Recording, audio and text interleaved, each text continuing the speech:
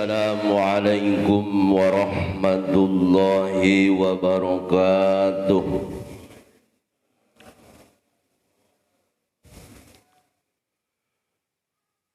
Alhamdulillahilladzi ja'ala al-a'yada bil afrahi wasyurur.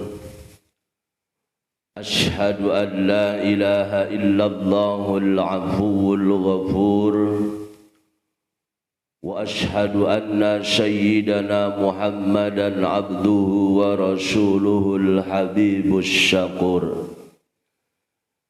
Allahumma salli wa sallim wa barik ala sayyidina Muhammadin wa ala alihi wa sahbihi alladhina lan tabur, amma ba'd. Qalu subhanaka la ilma lana illa ma 'allamtana innaka antal alimul hakim. Para hadirin jamaah yang sama-sama kita semua mengharap ridha Allah subhanahu wa ta'ala, puji syukur kita panjatkan kehadirat Allah atas limpahan nikmat dan karunia-Nya. Kita bisa dipertemukan kembali di majlis yang mulia ini dalam rangka thalabul ilmi dan juga silaturahmi. Mudah-mudahan kita semuanya mendapatkan ridha dan berkah dari Allah subhanahu wa ta'ala. Shalawat dan salam semoga tercurah dan terlimpah kepada baginda Nabi besar Muhammad sallallahu alaihi wasallam beserta segenap keluarganya dan juga para sahabat-sahabatnya. Marilah seperti biasa kita mengawali kajian kita dengan pembacaan Ummul Quran suratul Fatihah. Mudah-mudahan dengan karamah Fatihah ini Allah anugerahkan kita ilmu yang bermanfaat. Allah berikan kita kesehatan lahir dan batin. Allah anugerahkan kita rezeki yang berkah dan berlimpah serta keturunan yang salih dan salihah. Semua urusan dunia dan akhirat kita diberikan mudah oleh Allah subhanahu wa ta'ala. Lingkungan kita mudah-mudahan dijaga, dilindungi oleh Allah dari berbagai musibah dan juga wabah. Puncaknya kita mohon kepada Allah mudah-mudahan kelak kita semuanya diwafatkan dalam keadaan husnul khatimah. Ala hadhihi niyyah wa ala kulli niyatin salihah. Al-Fatihah.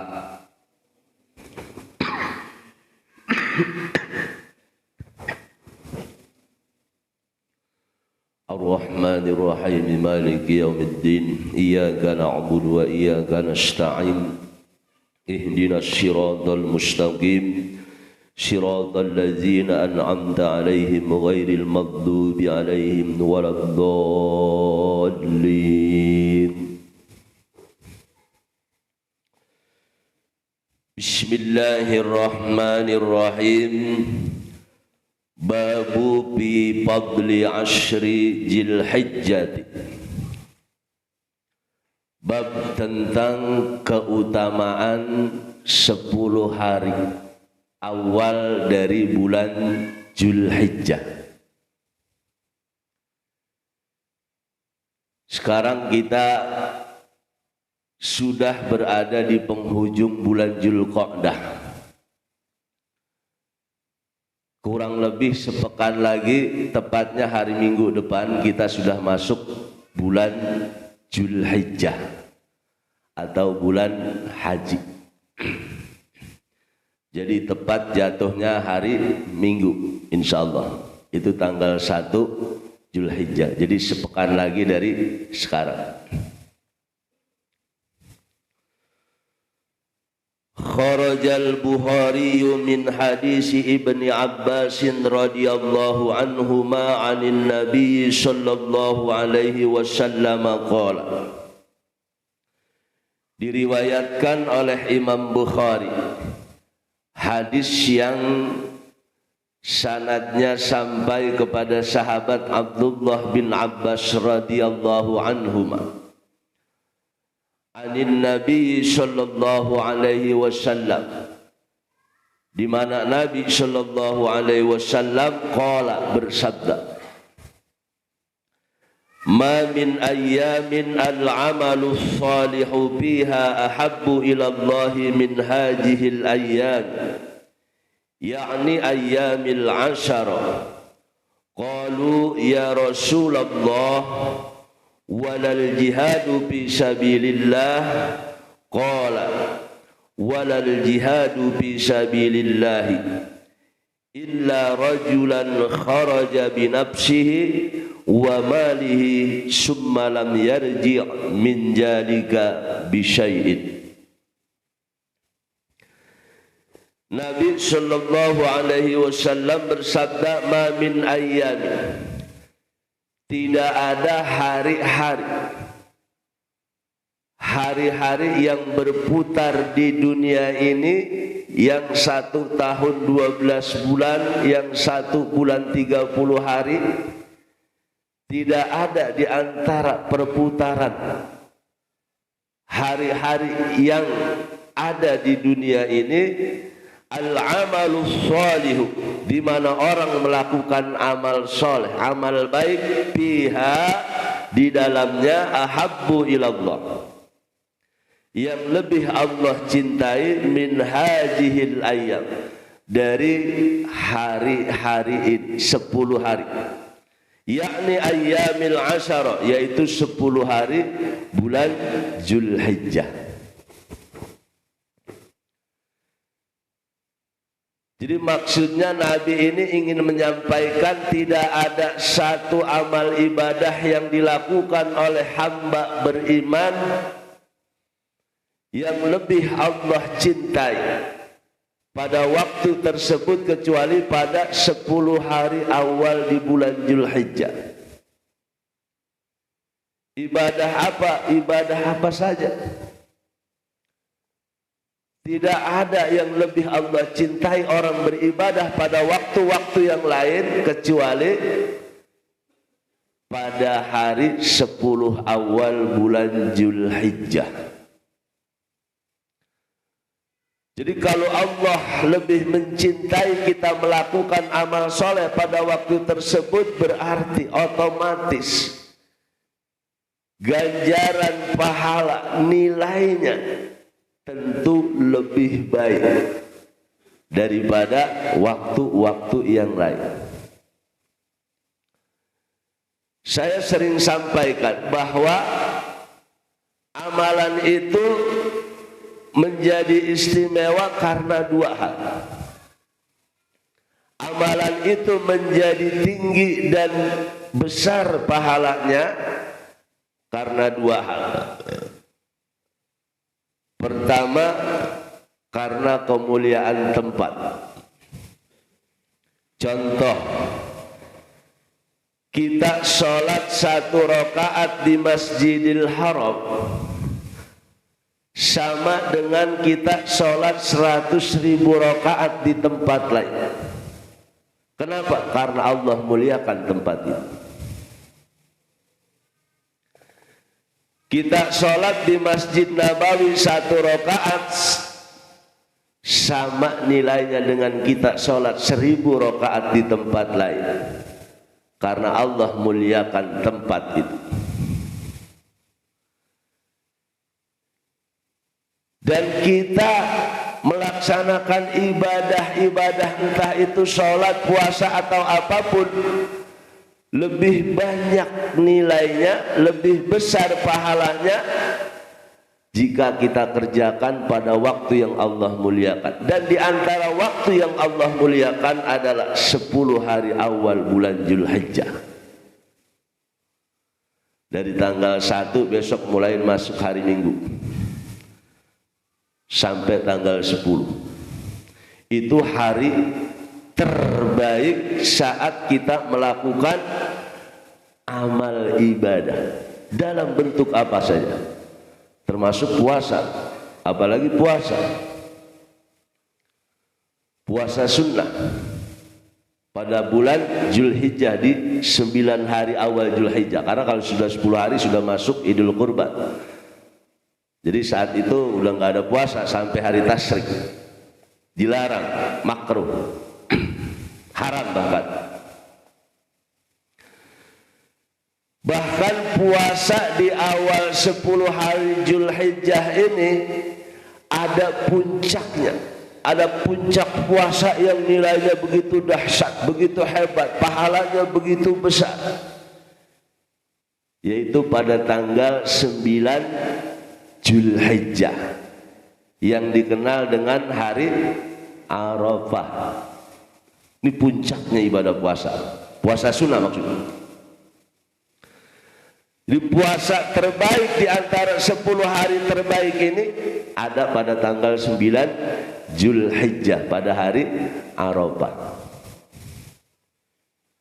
Ini Allah lebih cintai kita ibadah dari tanggal 1 Zulhijjah sampai tanggal 10 Zulhijjah. Ibadah puasa puncaknya ada di tanggal 9. Tapi yang cakep lagi kita tanggal 8 juga puasa, apalagi dari tanggal 1 sampai tanggal 9. Apalagi kita jadikan sebagai kodok puasa Ramadan. Dapat semua kita itu. Dapat semua. Puasa wajib kita di bulan Ramadan yang bolong tertutupi, dan juga kita mendapatkan pahala puasa sunnah bulan haram atau bulan Zulhijjah. Kalau bulan Zulhijjah ini masih termasuk bagian dari bulan yang Allah muliakan. Jadi nggak ada amalan apapun yang lebih Allah cintai, yang lebih besar pahalanya saat dikerjakan pada tanggal 1 sampai 10 Zulhijjah.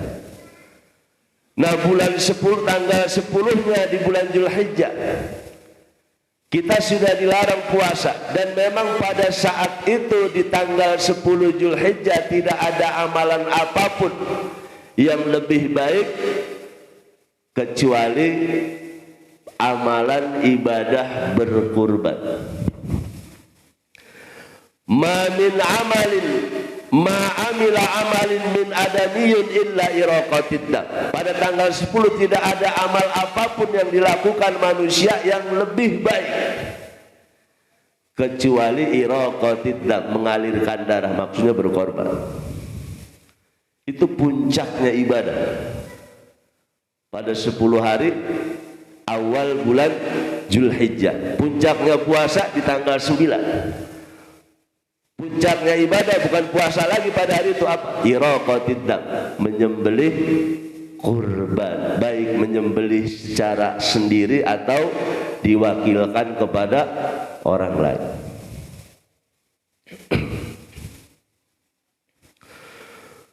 Qalu, para sahabat bertanya, ya Rasulullah, wahai Rasulullah, walal jihadu fisabilillah, apakah juga enggak ada yang lebih baik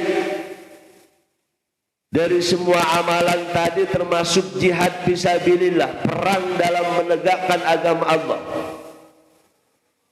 Qala, Nabi menjawab, walal jihadu fisabilillah, bahkan perang di jalan Allah pun enggak bisa mengalahkan besarnya pahala orang ibadah pada 10 hari awal bulan Zulhijjah. Kan kita perang urusannya nyawa, taruhannya nyawa. Bahkan di dalam Islam puncaknya amal itu adalah jihadun fisabilillah. Nabi bilang puncak amal dalam Islam itu adalah perang jihad fisabilillah. Tapi untuk waktu itu dikecualikan, nggak ada amalan apapun yang bisa mengalahkan keistimewaan orang beribadah dari tanggal 1 Zulhijjah sampai tanggal 10 Zulhijjah, termasuk perang fisabilillah. Coba bayangkan.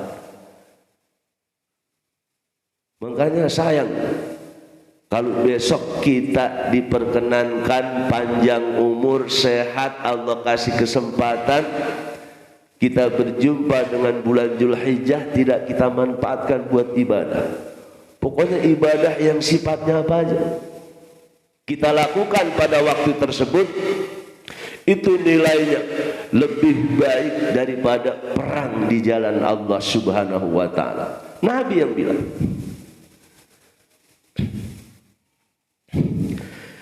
Illa rajulan kharaja bi nafsihi wa malihi summa lam yarji min jalika bi syai'in. Kecuali yang bisa menyamakan amalan pada waktu tersebut adalah rajulan, seseorang, kharaja, dia keluar untuk perang di jalan Allah, binafsihi, dengan mempertaruhkan dirinya, jiwanya, wa malihi, dan dia keluarkan semua hartanya. Summalam yarji, kemudian setelah itu dia enggak kembali lagi minjali gak bisain dari yang demikian itu sedikit pun. Artinya dia perang di jalan Allah, dia keluarkan semua harta kekayaannya untuk perang. Setelah itu dianya mati, hartanya habis sama sekali, nggak ada yang bisa dibawa pulang. Baru itu yang bisa nyamain amalan orang ibadah pada hari 10 awal bulan Zulhijjah. Ya Allah, ini luar biasa. Makanya sayang kalau kita nggak kita isi dengan ibadah. Kita puasa sunnah, perbanyak zikir, sholawat, perbanyak membaca Quran, perbanyak sholat sunnah. Ini Allah kasih nilai yang lebih besar dari waktu-waktu lain. Jadi nggak ada amalan apapun yang bisa mengalahkan itu waktu dari tanggal 1 sampai 10 Zulhijjah, baik puasa ataupun ibadah apapun. Kalau puasa tadi yang terpuncak, yang tertinggi nilainya adalah puasa Arafah, Shaumu Arafah. Karena puasa Arafah kata Nabi itu yukaffirus sanatil madiyatil baqiyat.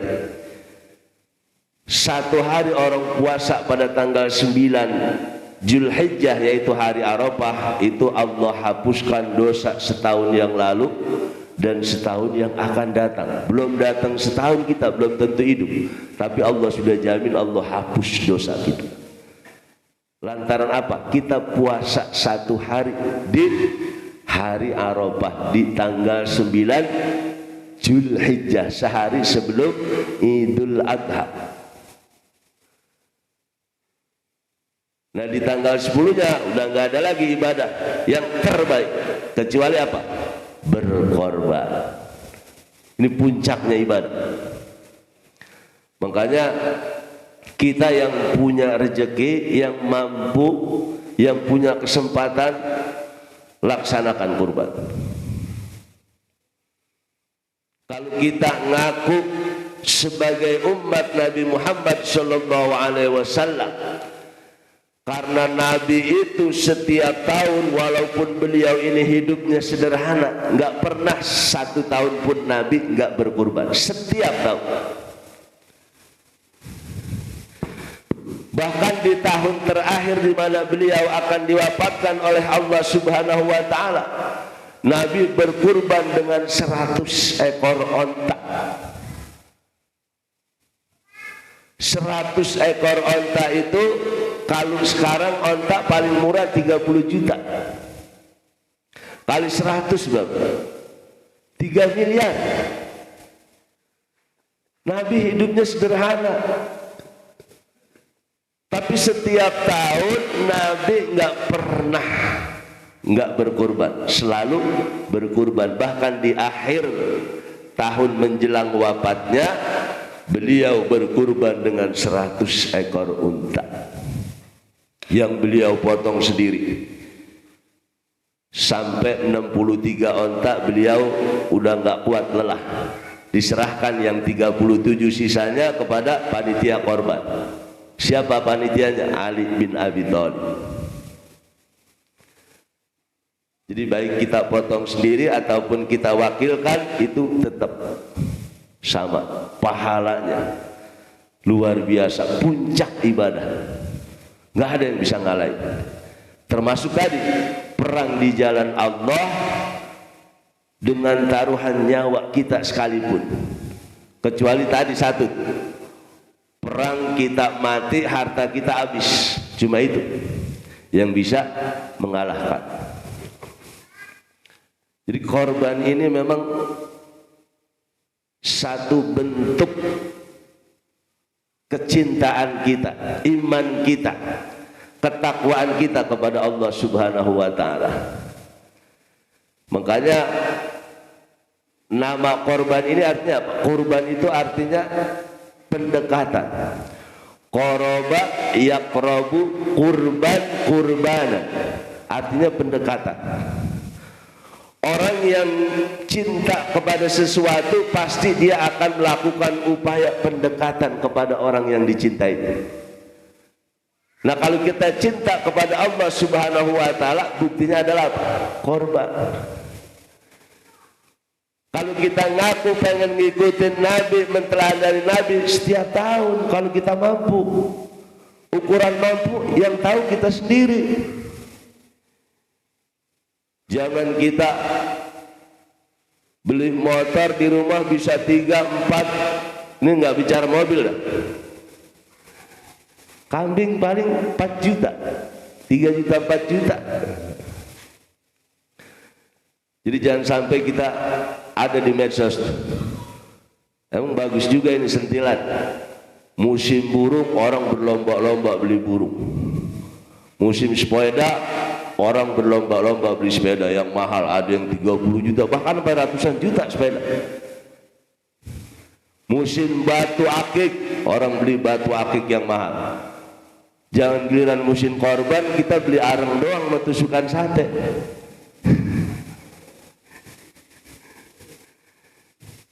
Jadi harusnya kita lebih terangsang untuk melaksanakan apa? Ibadah kurban. Karena kurban ini bukti iman kita kepada Allah Subhanahu wa taala, bukti ketakwaan kita kepada Allah Subhanahu wa taala. Paling kalau kita melihat sejarah tentang syariat atau ibadah kurban ini, Masya Allah, Nabi Ibrahim ketika puluhan tahun dia mendambakan hadirnya seorang keturunan, seorang anak. Begitu sudah usia tua baru dikasih anak namanya Ismail. Di saat usia Ismail 9 tahun sedang disayang-sayangnya, sedang senang-senangnya Nabi Ibrahim. Lalu datang perintah Allah Subhanahu wa taala untuk berkurban. Maksudnya apa? Mendekatkan diri kepada Allah Subhanahu wa taala. Jangan sampai kecintaannya kepada selain Allah melebihi cintanya kepada Allah Subhanahu wa taala. Makanya diuji. Nah, kita juga begitu. Jangan sampai kecintaan kita kepada keluarga kita, kepentingan pribadi kita melebihi dari kecintaan kita kepada syariat agama Allah Subhanahu wa taala. Karena kurban ini syariat, syiar yang sifatnya hablum minallah dan hablum minannas. Hablum minallahnya apa? Kita taat perintah Allah, mensyiarkan agama Allah melalui ibadah kurban. Hablum minannasnya kita memperhatikan kehidupan manusia sesama kita di sekeliling kita. Banyak orang fakir, miskin yang enggak setiap bulan, bahkan bisa jadi hanya setiap tahun sekali dia makan daging. Kalau kita mungkin bisa setiap hari. Hablum minannas. Jadi ini salah satu bentuk syiar kita, mensiarkan agama Allah Subhanahu wa taala. Kalau pada hari raya Idul Fitri kita memperhatikan sesama kita dengan membayar zakat fitrah, maka pada hari raya Idul Kurban kita tegakkan syiar agama Allah ini dengan kita berkorban buat sesama. Kalau kita ngandelin orang kaya doang nggak jalan syariat, padahal kita mampu. Beli motor kita 3, 4 bisa di rumah, bahkan mobil. Nabi hidupnya sederhana, tidurnya Nabi di tikar yang terbuat dari pelepah korma. Sampai Umar bin Khattab nangis melihat Nabi kehidupannya. Nabi bangun tidur itu badannya ada taplakan bekas tikar yang terbuat dari pelepah korma. Jadi kita bisa bayangkan bagaimana kondisi kehidupan Nabi sederhananya. Sungguh pun demikian, setiap tahun sejak disyariatkannya kurban, Nabi nggak pernah lolos berkorban. Puncaknya tadi di akhir menjelang wafatnya, Nabi berkurban dengan 100 ekor onta yang kalau kita akumulasikan ke rupiah itu 3 miliar paling sedikit. Nah, ini pengorbanan kita kepada agama Allah Subhanahu wa taala harus kita pertanyakan. Harus kita buktikan lewat ibadah kurban. Jangan sampai kita kayak Qabil. Saat diperintahkan berkurban, Qabil ini mengeluarkan apa? Hasil tanaman yang buruk-buruk. Beda dengan Habil. Saat diperintahkan kurban, itu Habil mengeluarkan hasil ternaknya yang terbaik. Kabshan akran abyad, seekor domba yang besar bertanduk berwarna putih gemuk. Dan itu harta Habil yang paling dicintainya. Saking sayangnya setiap malam diusap-usap, tidur di sampingnya. Harta tersayang. Ketika turun perintah kurban melalui Nabi Adam, karena memang korban kedua orang ini terjadi konflik. Terjadi konflik apa? Perebutan untuk menikahkan seorang anak perempuan yang namanya Wadi'ah. Jadi pada zaman itu syara'allahu Adama litujawwija banatahu ila banihi. Allah turunkan syariat kepada Nabi Adam untuk menikahkan anak-anaknya secara bersilang. Kebetulan memang saat itu istrinya Nabi Adam yang namanya Siti Hawa setiap kali melahirkan selalu lahir kembar. Satu laki-laki, satu perempuan. Selalu begitu. Lahirlah anak pertama namanya Qabil. Kembaran perempuannya namanya Wadi'ah. Berikutnya lahir lagi kembar, laki-lakinya namanya Habil, perempuannya namanya Damimah. Saat perintah turun dari Allah untuk menikahkan kawin silang di antara anak-anak Adam, ini Qabil nolak. Kenapa? Karena perempuan kembarannya ini yang namanya Wadi'ah adalah perempuan yang Allah takdirkan berparas cantik jelita. Sementara kembarannya Habil yang namanya Damimah itu Allah takdirkan perempuan yang kurang cantik. Kalau saya bilang jelek dosa.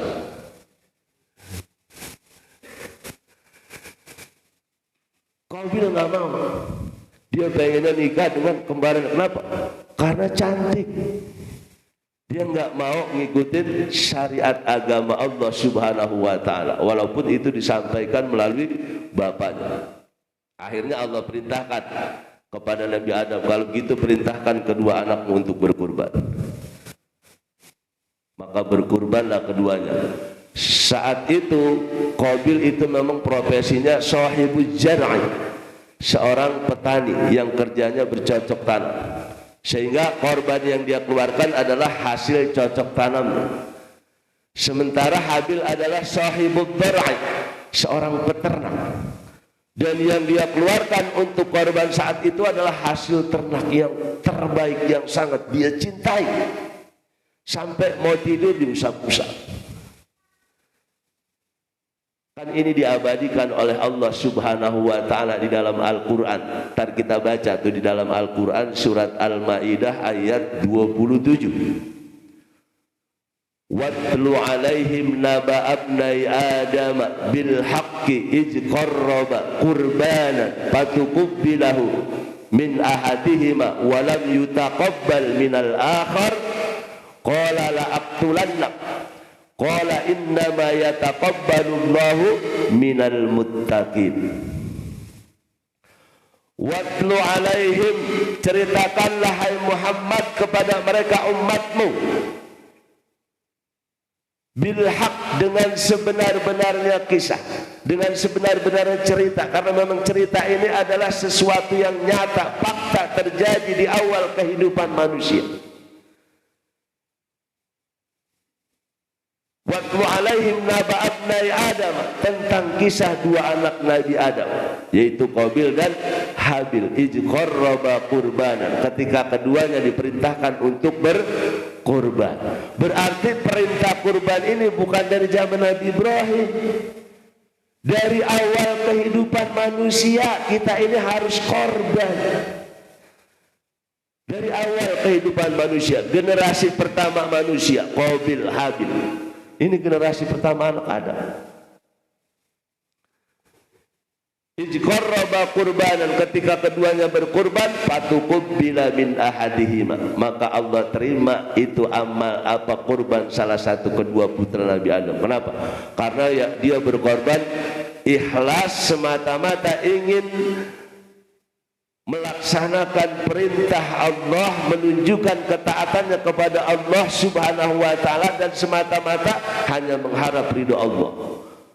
Wala yutaqabbal minal akhar, adapun yang satu lagi enggak diterima. Kenapa? Niatnya dia cuma mau nikahin si Wadiah tadi, gara-gara salah niat.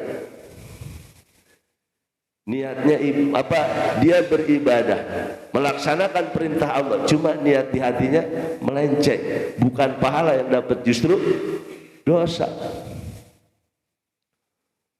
Ternyata yang diterima apa? Kurbannya Nabi Habil, putranya Nabi Adam. Allah ciptakan cahaya dari api dan diangkatlah ini kambing persembahan dari Habil sebagai kurban perintah Allah Subhanahu wa taala. Allah naikkan ke surga.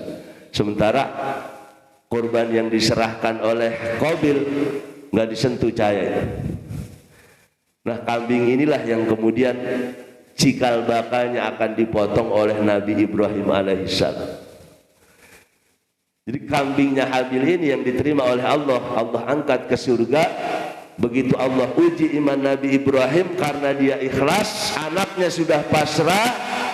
Ketika ayahnya mengatakan, ya abati, ya bunayya inni ara fil manami anni ajbahuka, wahai anakku, aku diperintahkan oleh Allah untuk menyembelih kamu. Qala ya abati, Ismail menjawab, wahai bapakku, if'al ma tu'mar, laksanakan apa yang Allah perintahkan.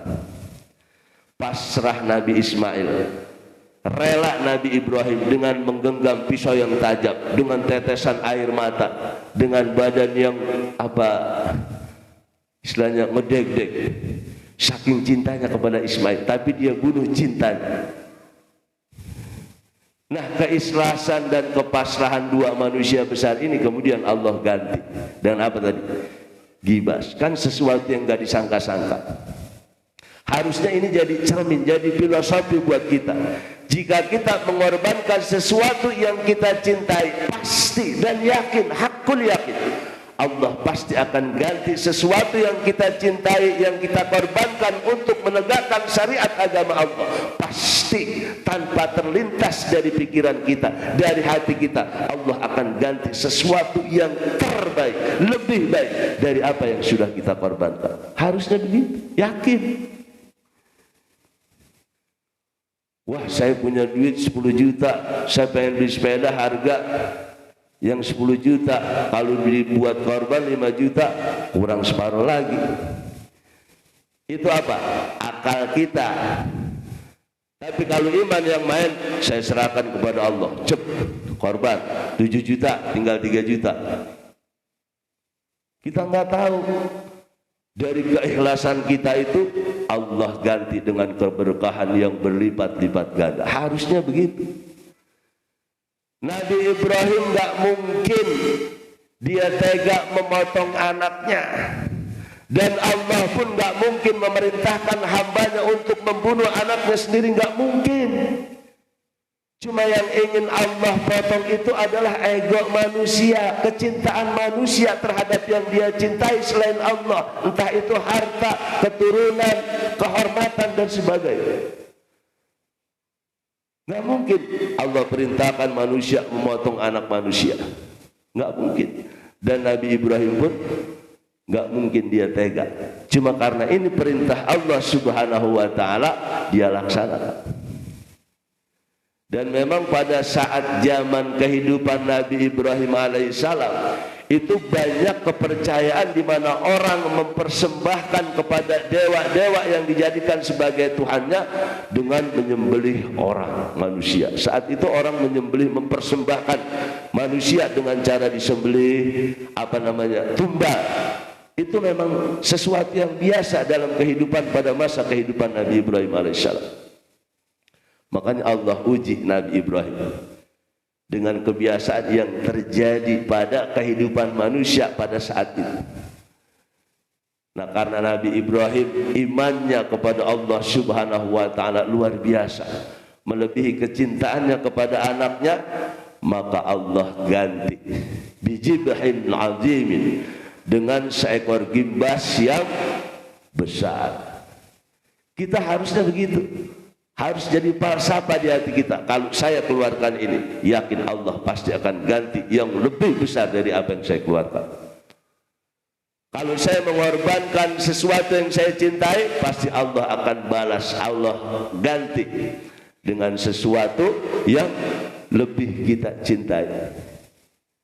Jadi sejarah kurban dari zaman kehidupan awal manusia, yaitu keturunan Nabi Adam dan Nabi Ibrahim, harus jadi falsafah hidup buat kita. Apa? Menegakkan syariat agama Allah Subhanahu wa Ta'ala. Jika pada hari raya Idul Fitri kita memperhatikan sesama dengan kewajiban mengeluarkan zakat fitrah, maka pada hari raya Idul Adha kita bangun niat kita, semangat kita untuk memperhatikan sesama kita dengan cara mengorbankan sebagian harta kita kepada Allah Subhanahu wa Ta'ala. Karena ada hadis yang ini menyentuh kita, akan membuat kita berpikir banyak, berpikir ulang. Ada hadis riwayat Abu Hurairah radhiyallahu an, di mana Nabi sallallahu alaihi wasallam bersabda, "Man kana lahu sa'atun walam yudhi fala yaqrabanna musallana." Man kana lahu sa'atun, siapa yang diberikan keluasan rezeki, dia mampu untuk berkorban, walam yudhi, dan dia tidak mau berkorban, fala yaqrabanna musallana. Kata Nabi, yang model begitu kalau dia ngaku umatku, jangan dekat-dekat tempat sholat, masjid ke musola ke, haram diinjak. Kata Nabi, jangan deketin. Nabi larang kita ke masjid, ke musola atau tempat-tempat ibadah umat Islam, dilarang sama Nabi. Kalau kita punya kemampuan untuk berkorban tapi kita nggak mau berkorban, artinya apa? Nabi jijik dengan umatnya model begitu. Jangan dekat-dekat tempat sholat saya, jangan dekat-dekat tempat sholat kami. Nabi jijik. Ya Allah. Bahkan ada lagi hadis yang lebih ekstrim. Cuma memang hadis ini dhaif, derajatnya dhaif. Jadi ada hadis yang redaksinya, man kana lahu sa'atun wa lam yudhi wal yamut in sya'a yahudiyan wa in sya'a nasraniyan. Derajat hadisnya dhaif. Jadi memang hadis dhaif ini nggak bisa dijadikan sebagai hujjah, tapi bisa dijadikan sebagai sandaran li fadailul a'mal, untuk keutamaan ibadah. Yang artinya man kana lahu sa'atun, barang siapa yang dikasih keluasan rezeki, walam yudhi, dan dia tidak mau berkorban, wal yamut, dan jika dia mati insya'a yahudiyan, dia mati sebagai Yahudi atau Nasranian, atau sebagai Nasrani, na'udzubillah. Terlepas dari derajat ini sahih atau dhaif, bahwa ada satu ucapan dari para ulama, dhaful hadis qaul aula min qaulir rijal, Sedaif-daifnya hadis lebih utama untuk dijadikan hujjah daripada fatwa ulama. Jadi kalau ada redaksi sampai seperti demikian ekstrimnya, ini harusnya berpikir buat kita. Jangan sampai ketika kita mampu, kita enggak mau berkorban buat agama Allah, buat syariat Allah Subhanahu wa ta'ala. Ukuran mampu dan tidaknya hanya kita sendiri yang tahu. Saya enggak mungkin bilang, wah ente mampu, wah dia enggak mampu. Enggak, kita sendiri yang tahu.